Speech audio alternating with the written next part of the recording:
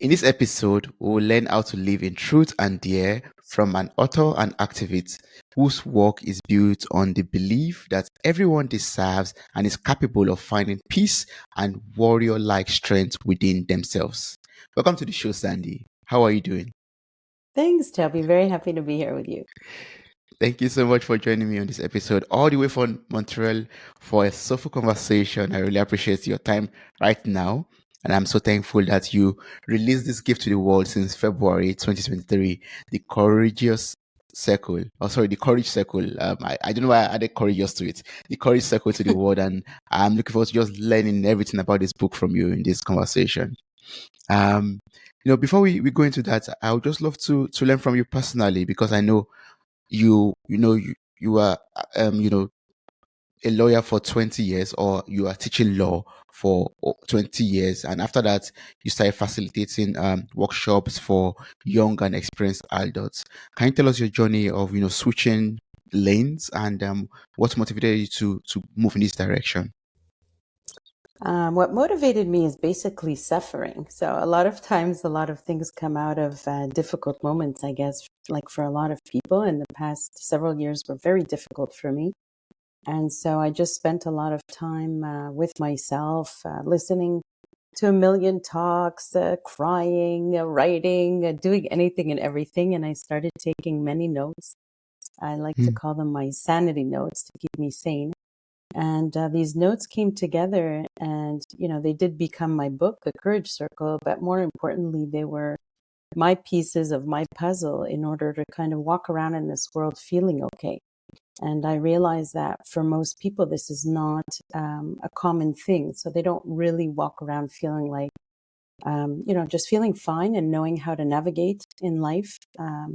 And so I decided to start, after doing the book, circles where we sit around together, we discuss some of the pieces of my puzzle, and hopefully some of them resonate with other people in the circle, and form a piece of their puzzle. Because after all, we're all human beings, so certainly there must be some overlap and similarities, and what works for mm. one person and what works for another person. So this is Yeah. what I do now. Oh, that's beautiful. I would just love to ask this short question, like the circle in the courage circle, does it have to do with the community that we build up, or is what does the circle mean? Yeah. So the interesting part of the circle, I think the most important part happens right at the beginning, like the first 10 minutes, basically. So we sit around and there is no, type of person that attends. It's really anybody and everybody that attends, any Mm, age, any race, any nationality, any profession, anything. And we sit around in this circle and we start off by, I ask everyone to say their title, or their CV basically. So I start, yes, I'm a yeah. graduate of law school, blah, blah, blah, blah, blah, blah. And everyone says their kind of their CV, as we're used to doing in the world. So I'm an architect, I'm a programmer, I'm this, I'm between jobs, whatever it is. Mm, And then what I invite everyone to do is actually to drop it all, drop your title, drop your kids, drop your dog and cat and everything else, and to try to deal with each other in the room, at least from a different place, like from our essence or from our humanity or something a little bit deeper than, just these kind of things. And so doing that right away, really puts us at a certain footing in the room, around the circle. And mm, then the next thing I do is I try to demonstrate different types of listening that exist in our world. And you must have experienced many of them. mm. If you want, I could tell you about that quickly. It's actually a super Yes, important please, part of please our do. circle. Yeah. Yeah. So, I mean, my experience is that there's been like three main different types of listening that I experience. So let's say, well, Toby, do you mind sharing something with me? Like whatever, something doesn't have to be too deep or difficult, but just something like, whatever, I'm nervous about this or whatever, just anything that you're comfortable with, obviously. Yeah. Okay. And what comes to the top of my mind, because maybe that's what I'm currently, Yeah. maybe dealing with right now, is I'm nervous about making a choice in career change or job change. Yes. Okay. So that's what I do in the group. To start our group, we'll say, okay, can someone just say something? So you just said something that is really basically 100% true, right? So Mm. that's what we try to look at in the group. And so the first type of listening, we can call them like dismissive or gaslighting or something else or whatever. And so instead, if we imagine ourselves like a mirror, like I'm a mirror, a human mirror that's reflecting to you, that person literally puts down the mirror and it's like they didn't see anything. They didn't see the truth. So they might say something like, oh, really? Oh, okay. So like, what's on the football game tonight? Oh, really? Oh, yeah, everybody has that. Or, something just very dismissive, gaslighting. So it doesn't really reflect the truth, right, of what you just said. Mm-hmm. So it's a very unhealthy thing to interact with. And we interact with it, so many times a day. It's quite unhealthy for Oh, everyone. hello. Can you hear Second me? type would be a person who they kind of heard you a little bit. So maybe they raise I the mirror a think we little bit, lost but then they put it Sandy. down really quickly and they want to fix a situation or Hello, fix you or Sandy. save you or give you advice or something like that, right? So that person might do something like, oh, really, Toby? Okay, you know what? When I get nervous, all I do is I take a hot shower and I'm really fine and I'm sure you're going to be fine and you're going to, whatever. Like, and if you need something, just let me know. And I know a really good, therapy. Still a break in transmission.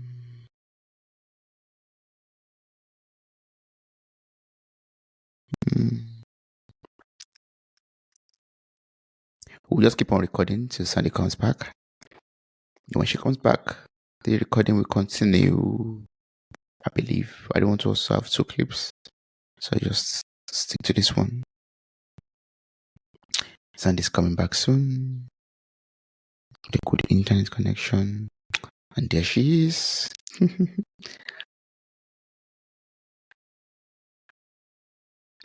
Oh, I'm so sorry. I was told that internet connection or something like that. Yeah. But did you hear the first one, the gaslighting one? I had gaslighting, but I didn't know what you said afterwards.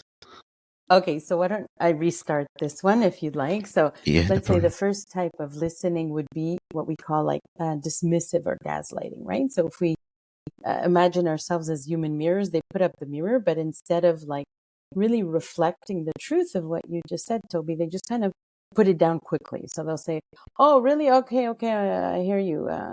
Like, also, did you hear about that restaurant tonight? That whatever, blah, blah, blah. Or, Mm, oh, yeah, everyone has that or something. So that's, dismissive or gaslighting. They're not really seeing, the reality in front of them. And it's mm, really harmful for us. And a lot of people do this, and it's very unhealthy in terms of relationships, right? And then the second type, again, if we imagine ourselves as a mirror, so they put it up but they put it down really quickly. Like they see it, but I'm not really comfortable with this. So they put it down really quickly. They want to fix the situation, fix the person, solve the problem quickly, rescue someone, give advice, just fix it mm, all. So mm, that kind of fixing energy would be something like, oh, really, Toby, you're nervous? Really? I mean, the best thing you could do, just take a nice bath and, you'll probably feel better like a little bit later today. Or, I really know a great therapist or whatever and hope you can, So they need to fix you or fix a situation. And that, often gives the message to people that either something is wrong with them, that they're having this problem or emotion or whatever else it is, and that they can't figure it out. So it's really giving like really unhealthy underlying messages, I believe, when this happens.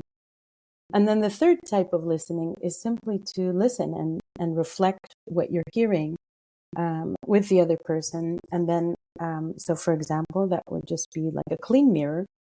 So, Toby, it sounds like you're a little bit nervous because you're making some choices and they're about your career and you're really not sure where to go. So it's making you a little bit nervous, right?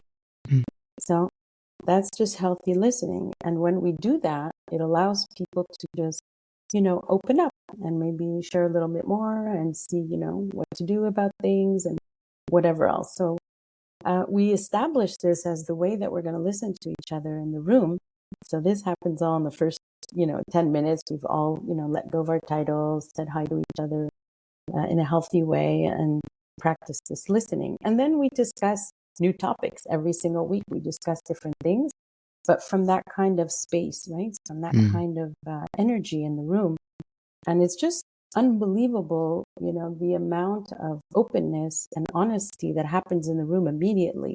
And people don't know each other. They don't have, there's nothing else that happened there, but these two elements allow people to do that, and then to eventually maybe encourage each other to deal with whatever, or, to express things, share things. And so it's just a remarkable thing that it's possible in our world to have a room of people interact this way. Like for me, I love to go just to witness that this is possible. It is possible for people to do this, and it's wonderful. Yes, I believe it's very important for us to have that courage circle where we could feel free to open up about whatever we're going through, and we have that, feeling and acknowledgement that we are truly being listened to. Yes, that's good. And, it releases that burden off our shoulders, basically. Right. And then we discuss actual real topics too each time. The last time we discussed the topic of, is something wrong with me? Or this week we're going to talk about avoiding conflict. And, people share about their experiences, how they deal with it. And, I obviously share with my experiences of many of these topics and what I arrive to myself in terms of a lot of these topics, and, how to find peace in ourselves with all these topics. So it's just very interesting to be in that room, and there's a lot of wisdom and honesty and that comes out of everybody in the room. Yeah, that's beautiful. Wow. Yeah. Yeah, it is. I would love us to talk about your book right now, The Courage Circle. Sure. And I'm so, excited to be talking about this, because in this book of yours, you help us to, or you encourage us basically to stand up for ourselves. And this is something that we actually need in this day and age. So can you tell us more about the book and what's inspired you to write it? There's many aspects to standing up for yourself. It's not necessarily, going and banging at people's heads or anything. That's certainly not what I'm talking about. But, learning to value yourself and love yourself, and then do what you think you need to do for yourself, whatever that might be. So sometimes we have to put difficult boundaries because that's what's healthy for us, right? And that could be sometimes upsetting to other people because they think we should do differently than we think we should do. But ultimately, we're the best person that knows what we require, right, to feel okay. And so I definitely encourage people to, to learn how to say no, but I don't mean no like in a negative way. It's more like saying yes to yourself, which means, I can't go out. I'm very tired today. Or no, I'm not an idiot. Or no, whatever it is that's happening in front of you. And this can sometimes, disrupt the outside world, things outside of you. But ultimately, if you think about it, when we talk about this word like keeping the peace, right? So people are trying to kind of keep the peace, but this is trying to manipulate or keep peace outside yourself, right? So you don't want to disrupt. There's a family dinner or something, and I don't want to make problems or rock the boat, or I want to keep the peace. So you don't say anything, or you tolerate people talking to you in a way that's disrespectful or things like that in order to keep the peace. But then internally, you're not okay, right? So you're not at peace. And so what I do encourage is for people to, do what they have to do. Maybe at that event, you might decide to leave, or maybe tell the person, how you're feeling about whatever's going on. And that might cause, disruption. But at the end of the day, that would lead you to have more peace inside, right? So that's really what matters the most, to have your inside peace. And then, once you do that, you will be a healthier person in the world, right? Everything you do will be more peaceful because what happens on the inside will happen on the outside. Yeah. And so I encourage people to stand up for that because unfortunately, most people have spent most of their lives being put down, in one way or another, subtly, indirectly, directly. You shouldn't do this, you shouldn't do that. This is not enough. Why don't you do that? You have to perform this way, you have to perform that way. It's just constant, right? People telling each other what they can do. A lot of controlling behavior, basically. Yeah. Yeah. And yeah, that's so deep. I mean, I don't even know what to say to that because you said it all already. And I'm just reflecting on like, wow, yeah, of course. A lot of times, a lot of people find themselves, unfortunately, in this kind of situation in which they are told what to do. And if they don't do it that way, there are consequences to that. And that's where they don't truly find themselves, basically. They don't know who they are because they have to conform to the norms of the society and do things exactly the way they've been told, even right from their Yeah. birth up to the moment, that they don't even know if they actually love what they are doing. They just do it because they are told to do it. But then how do we, Yeah, and there's yeah, mhm. please go ahead, please. Yeah. I mean, you're saying basically true. Like we're taught you should do this, do that, whatever, and we think there's some kind of ranking system or something in our world. Like you Mm, get more points if you're this, and you get more points if you do that, and it's just mm, absolutely untrue, right? So if somebody once came into my circle and they have social anxiety, but they manage to come and sit in the room, like how many points do we give that? Or it doesn't even make sense to talk about points like that, right? no. If I smiled at my neighbor, do I get a point? Like this whole point system is a bit of nonsense, and we're all seem to be trying to accumulate some kind of points outside instead of just realizing that inside we're fine. Mm, We're good. There's mm, nothing mm, wrong inside. And then, okay, let me see what I have to do. So instead of trying to allow other people to decide your points, basically, you kind of take all that back and don't give that power to another human being, basically. So, for yeah. example, I'm not going to say, Toby, you decide if I'm okay or not. I'm not going to do that. No, And I no, hope you don't do that either, right? You no. can kind of take that yourself. Yeah. Yes, yes, exactly. And what can we then do, or what can we then do when we finally have that courage to take that power back from the world and live our true lives? What can we do then to accept ourselves, as who we are? Because sometimes if you follow the norm for a long period of time and all of a sudden you fought for your freedom and then you realize, oh, this is who I am to be. Oh my God, how can I then accept myself for who I am?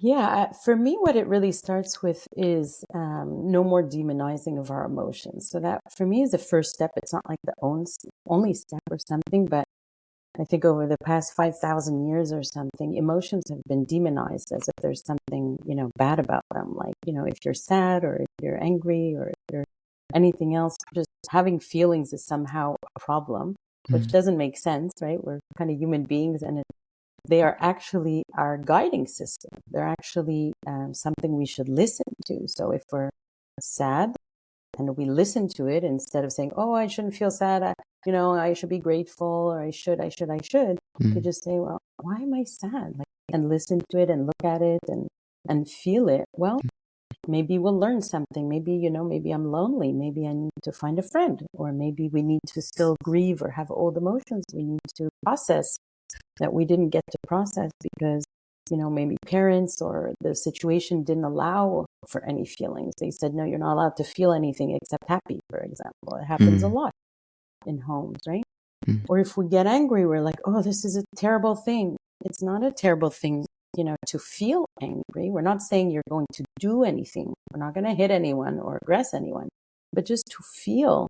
There's nothing wrong with that. If we feel it, maybe we need to, take a certain action or set a boundary or, experience old feelings that need to process or we had trauma. So this demonizing of emotions often will keep us, stuck. So learning to feel our emotions and trust them a bit and let them pass and, experiencing them, doing things in the body instead of just in the head. Definitely that would be for me a very good first step to getting to know yourself very well and deeply, and mm. it takes time, especially if there's a lot of old wounds process in our bodies, which I think most people have. But eventually, once we have felt all this pain and all the whatever, then they process and then we're cleared up from them, right? So, Yes, do yeah. things in the body and not just in the head. Yeah, I love that. I love that. Yeah. Yeah. Yeah. We've been decorporated, like our bodies have been cut off, and we just live in the head instead of living in our bodies and feeling, our hearts and our heart space and our emotions and everything else that is actually in reality, right? Our thoughts are not really in reality the same way our bodies are. Yeah. That's true. I would love to learn from your own personal story. You said, I mean, we have to like, really process those emotions that we have. And I just love to learn from your own personal story of, when you had or when you went through those adversities in life. How were you able to process, those situations that you went through, the emotions that you went through, and how were you able to come out of it, as who you are right now, a champion? Well, I mean, it was very, very difficult, right? Because you have to go towards your pain instead of avoiding your pain, right? We Mm, can avoid our pain by going to Netflix or even sometimes exercise. Like we do a lot of things to avoid those things. So I guess I was starting to go towards those things. And then I started to feel a lot of it, So feeling, they say you have to feel to heal. So mhm, I had to go through all of that. And then I had to have a lot of courage to set boundaries. And that was very hard because not everybody agrees with you when you say no to things or, so that takes courage to somehow have to stand alone, even sometimes in your own truth of what you feel you need to do in your life or what's going on. So that's another kind of very difficult step. And then a big step for me was also really getting to know myself deeply to realize, like, if internally we are okay, right? Or, whether you want to call it your soul, your spirit, your energy, your heart, whatever it is, it's good. It's nothing wrong with it. Once we come to that realization, then we can start to actually see our behaviors that are not good. Then yeah. we can see our mistakes and our behaviors because it doesn't affect us internally. They're just our behaviors or mistakes. So I started being able to see more and more, oh gosh, I did that. Not a good idea or whatever. I could see more of my own, behaviors that was not healthy, whether for me or for others or anything, because it was no longer me. Me is something a little bit deeper, Hmm. and those things are learning and experiences and mistakes. So I had to, redirect in many ways in terms of how I was behaving myself.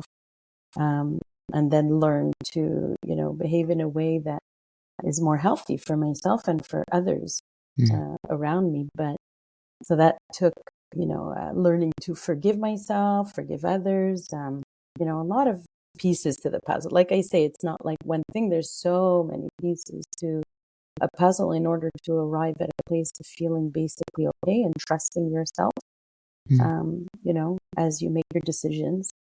Um, those were definitely some of the pieces. And, spending a lot of time with yourself in your body, not in your mm, head, which mm. means doing things like grounding, dancing, and meditating, yoga, anything that's in the body will get you Yeah. more in touch, with yourself to learn how to follow yourself and your compass, right? Your inner compass, as we like to call Yes. it. Yes. Follow Yeah. your inner compass. Yes. Stay grounded. Mm-hmm. Live in the body, Yes. not just in the head, Mm-hmm. and Mm-hmm. follow the inner compass. I love that. Yeah. Mm-hmm. And one thing I would love us to touch, from your book also is, now that we are accepting ourselves for who we are without taking permission from the world, it's also important for us to then, set and keep healthy boundaries for ourselves.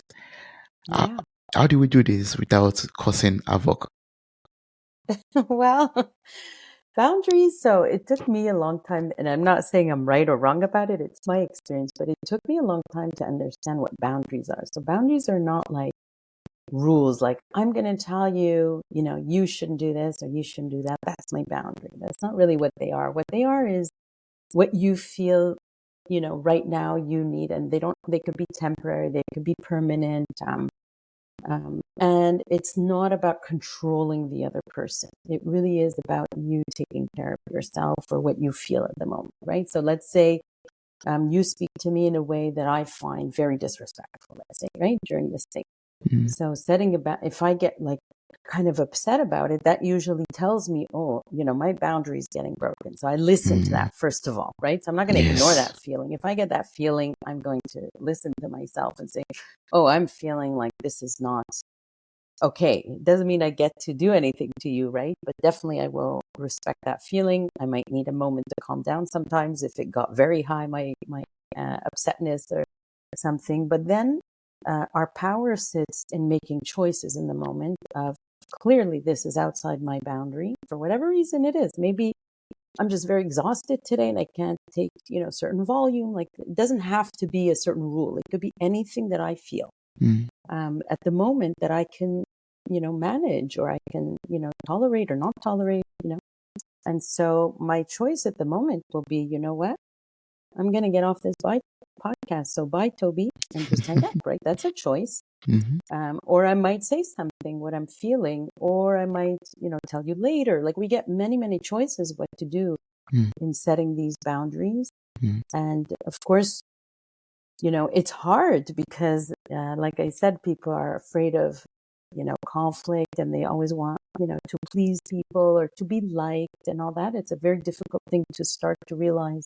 What's most important is that I'm okay with myself, or that I feel okay. And if I keep just trying to please other people, then it's going to not be good for me, right? So you really have to take care of yourself, and that is not selfish, right? Taking care of yourself and loving yourself is not selfish. It's your responsibility. It's your responsibility, actually. So yes, it would take a bit of courage, and it would be a bit uncomfortable to say, Toby, you know what? I really feel disrespected, but I'm getting off now. But that's what a boundary would be. So I'm not telling you you can't do it. I'm just making a choice what I'm going to do in this situation.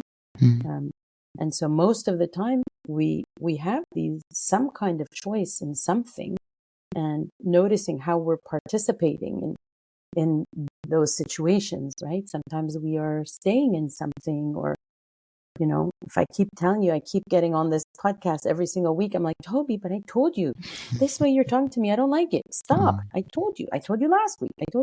Why don't you, whereas actually I could have the power to just say, I'm not doing this anymore.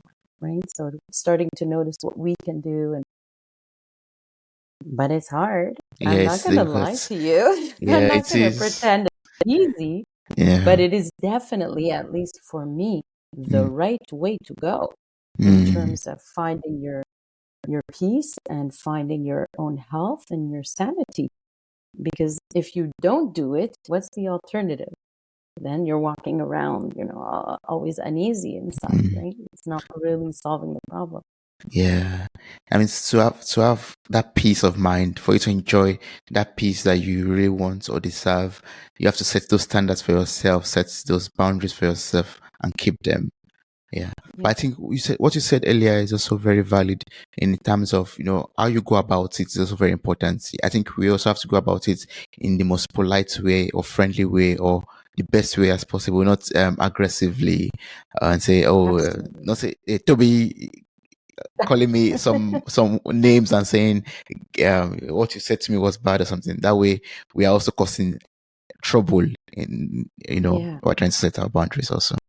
Yeah, and that took me forever to really realize that, to learn not to be, like I said, just like we learn not to be against ourselves, right? Mm, When we really learn not to be against ourselves, and we can accept that we're making mistakes or this and that, mm, when you do that very deeply, then you can actually see that for the other person as well. So I could see, okay, they're yelling their heads off. Clearly, they're experiencing some problem, or something is going on with them. mm, It's not an excuse. It doesn't mean they get to keep doing whatever they're doing, but it allows us not to be against the person again. You're against the behavior, but not against the person. So you don't want to, attack the person. Rather, you're just putting the boundary for you. So you're not against the person. You're against maybe that behavior, and you're for you.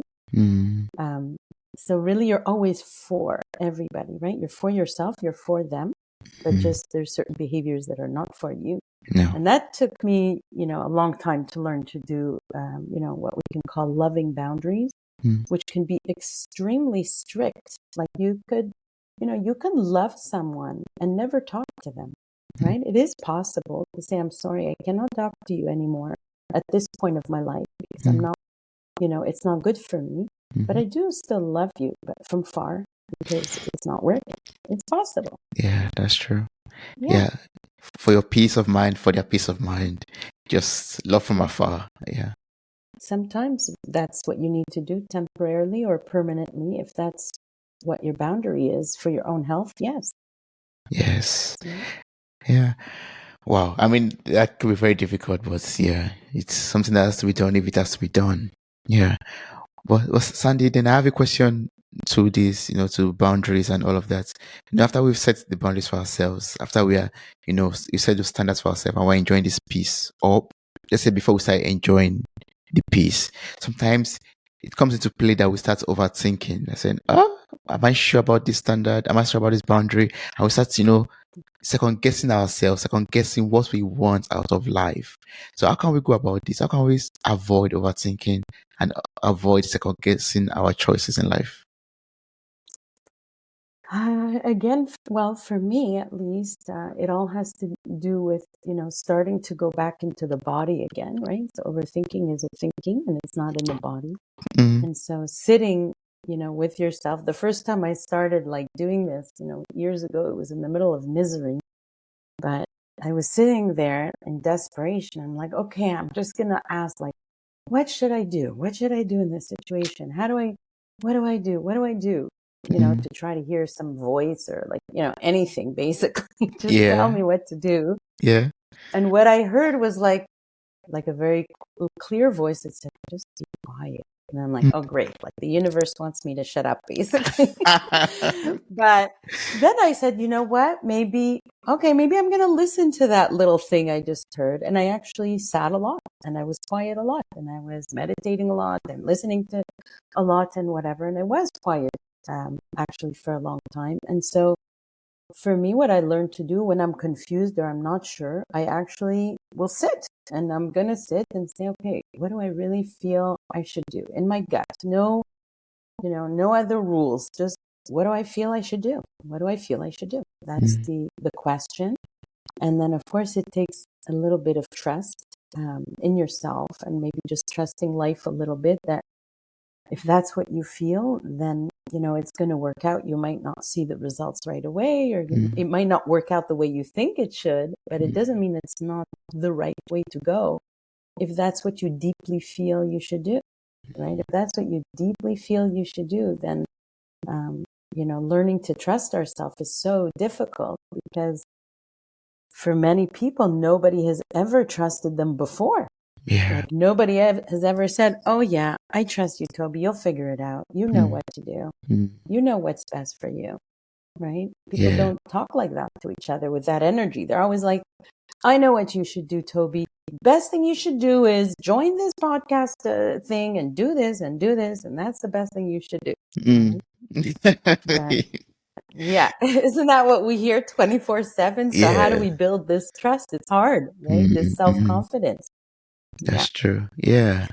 So Yeah, we have to yeah. learn to Just trust listen to ourselves. yourself. Mm. Mm. Yes, listen to yourself. You have an inner system that is perfectly built to guide you. Your body is telling you what to do and how to do it. And, slowly it'll unravel and you'll process many feelings and then there'll be a bit more clarity on, do I feel like traveling here or no? Actually, I don't. And that's it without reason and justification all the time and everything. Yeah.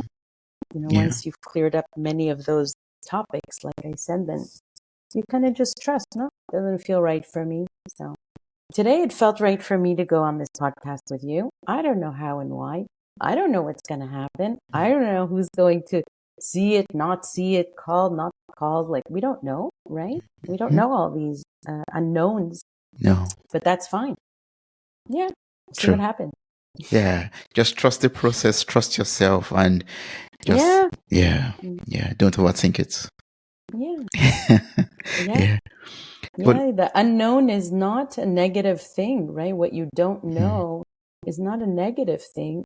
It's just you don't know yet. So, the brain doesn't like that because it's like a calculator and it likes to forecast everything. So if it's can't forecast it, it gets like a bit nervous, right? Mm. But it doesn't mean it's bad just because we can't predict it. It doesn't mean it's bad. It could be wonderful.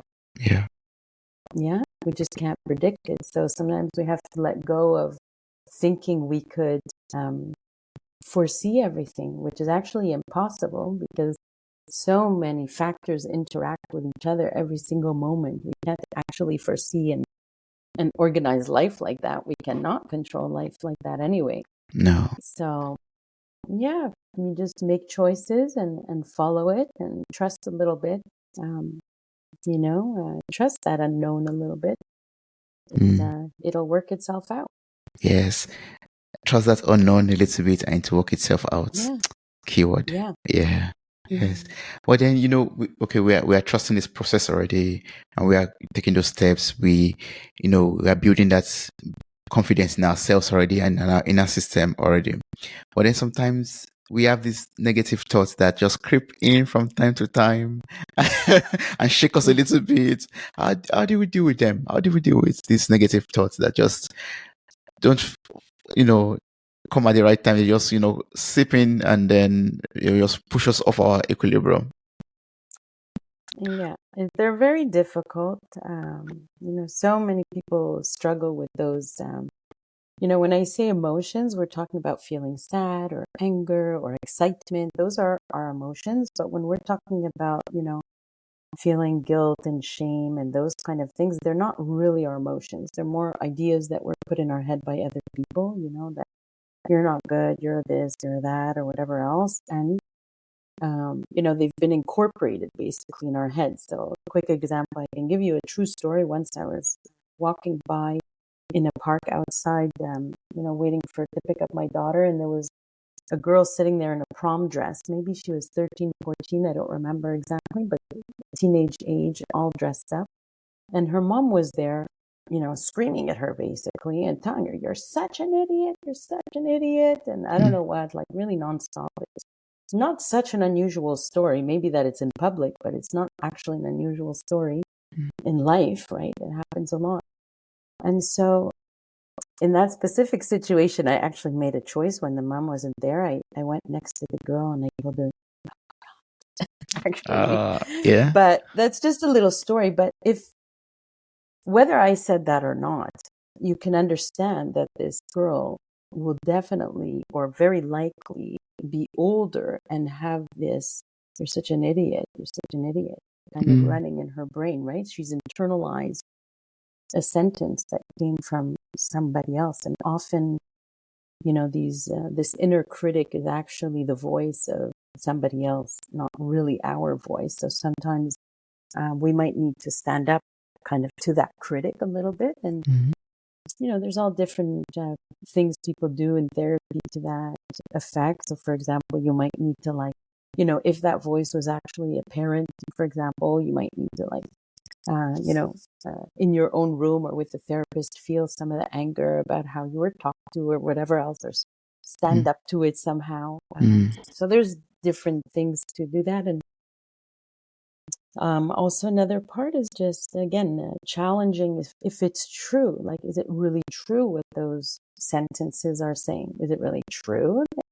You're a loser, you're this, or you can't, is that actually true? Or is it just thoughts that came? The truth is more in the body. The truth, if you look in your own heart, if you really, really sat with your heart, most people, I think, are capable of sitting and realizing, no, I'm not. I'm just, I went through a lot of things. That's all. I just went through stuff. Nothing is wrong with me. I'm good. Deeply, in a deep way, I'm good. It's just that I've gone through a million things, and so I'm struggling or whatever. There's nothing to criticize there. It's the opposite. It's to be kind to each person, because each person goes through so much in our lifetime, the way that people treat each other. Yes, that's true. We have to, realize that fact that we might have gone through a lot in life already, or, experienced a lot. And maybe we're still processing it, or we are just coming out of that processing phase. So we have to take that into, acknowledgement, and then have compassion on ourselves, basically, and say, yes, I'm going to be compassionate with myself. I'm going to respect what I've gone through.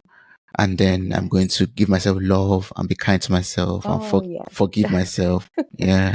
Yes, Yeah. exactly, exactly. Yeah. Yeah. Why Yeah. would you give yourself anything else? Exactly.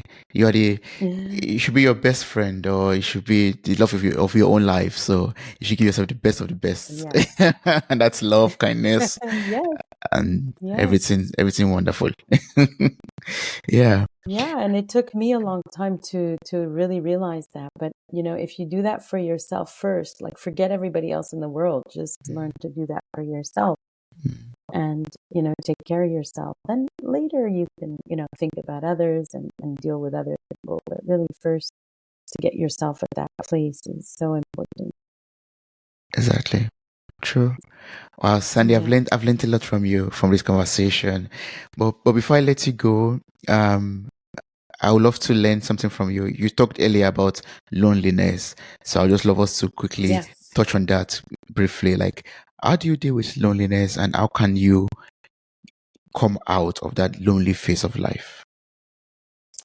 I mean, I've had such deep periods of heartbreak and loneliness myself. And Mm, first of all, they were very difficult. So I won't pretend they were not. And, there was a lot of times I had to just comfort myself with anything I could, whether it's mm. music or anything I could, or even massaging my own face sometimes in Oh, yeah. difficult times. Mm, But slowly I started to realize that, what a lot of us are missing is true connections and not just superficial connections. And to have a true connection with another human being, mm, both people have to be, this listening is very important, the type of listening that I was talking about, and the non, criticism and judgment and advising all the time and putting down in a subtle way. And all these things have to be there. And it's very hard to find people that are,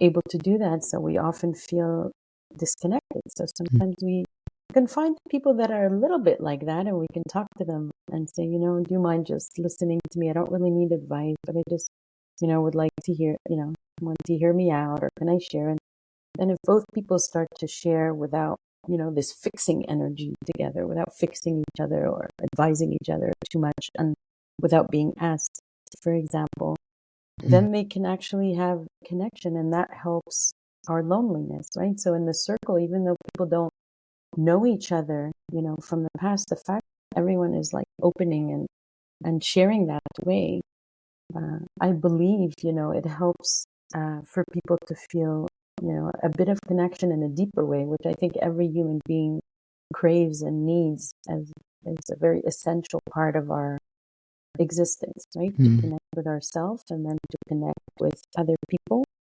And to do so, we need to be first, with ourselves,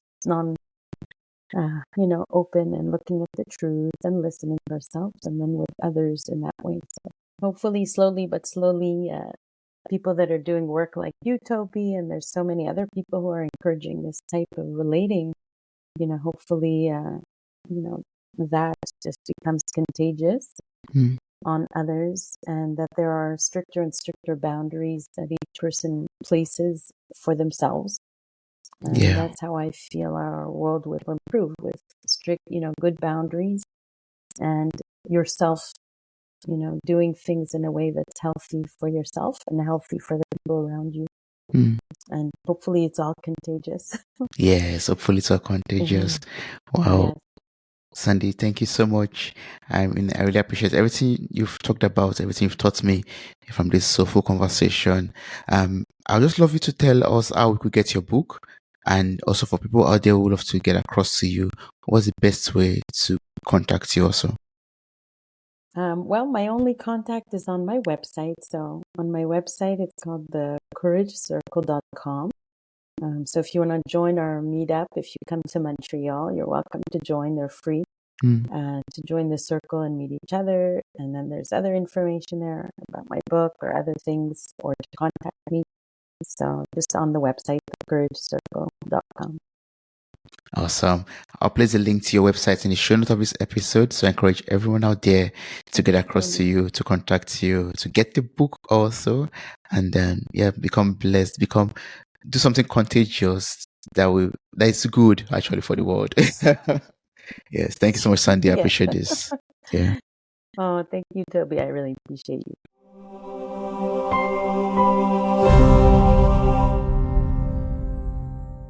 Hey there, podcast enthusiasts. Are you ready to add a little sparkle to your day?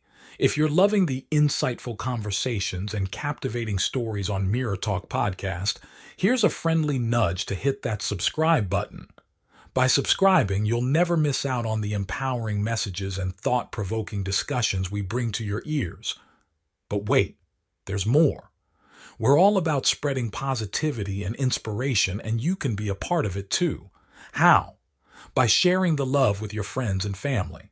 Share this episode with your loved ones, and let's create a ripple effect of empowerment and growth together. And hey, if you've been enjoying what you hear, why not take a moment to leave us a glowing 5-star review? Your feedback fuels our passion to keep delivering content that resonates with you. So hit that subscribe button, share the love, and leave us a review. Let's keep the conversation going and spread the Mirror Talk magic far and wide. Thanks for tuning in, and remember, your support means the world to us.